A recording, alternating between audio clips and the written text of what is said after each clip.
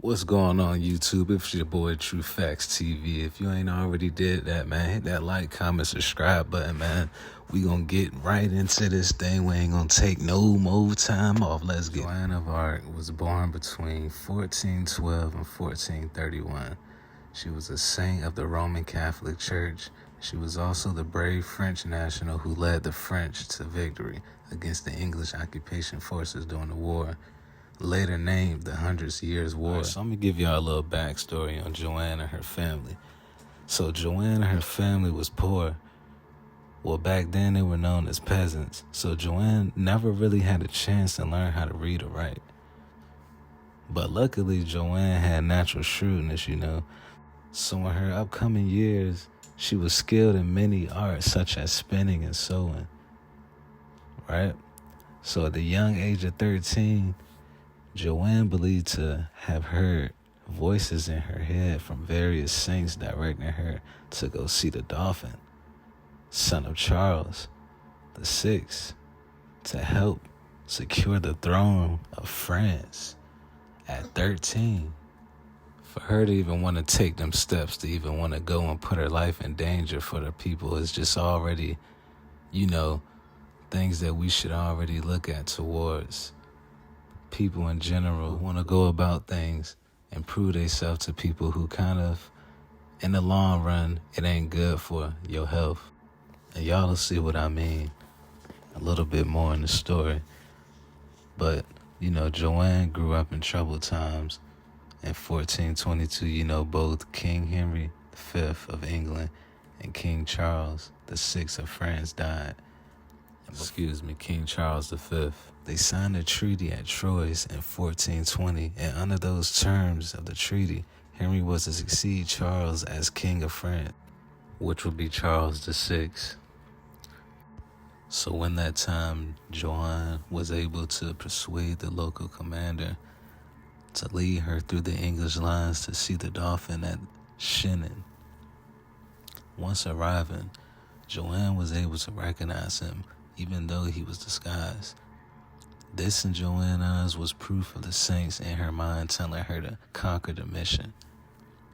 She received further assurance when she surpassed an examination before a Christian church at Poitiers. So while she's amongst the Dauphin, she's telling him what she wants to accomplish and what she wants to conquer for him. So that sounds good to him, so he grants Joan with an army of 12,000 soldiers. And they were victorious in the battle. Yeah, they escorted Dauphin to the Reims. And inside of the cathedral, there he was crowned King Charles VI of France on July 17, 1429.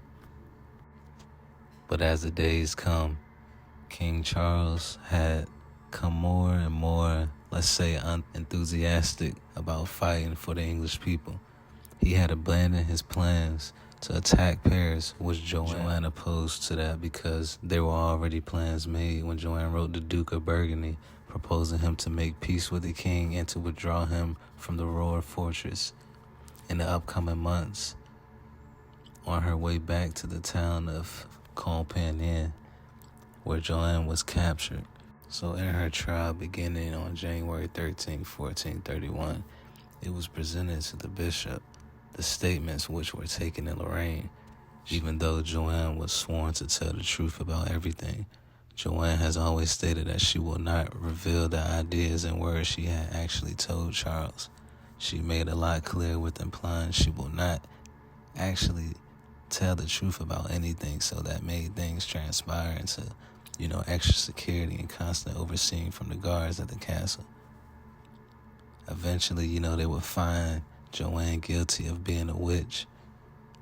All because when they asked her what made her fight and lead the army for, Charles VI, she told them that angels and the gods led her to do that.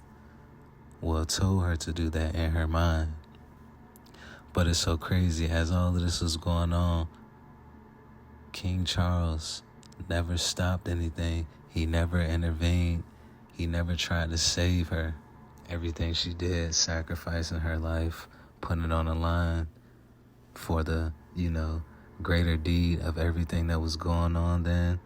I just felt, he just let her in to just rot. And that's what I was saying earlier, as far as, what you do for people and the outcome might hurt you more than it hurt them. So with that being said, they basically charged her with heretic. So she was burnt at the stake in Rovin. So after her death in 1456, Charles VI was ordered to have her case reopened. And in 1920, the Roman Catholic Church declared her a saint. And for her bravery and remembrance, it is a feast day on May 30th. They basically didn't give her flowers until she was gone. She is a true hero.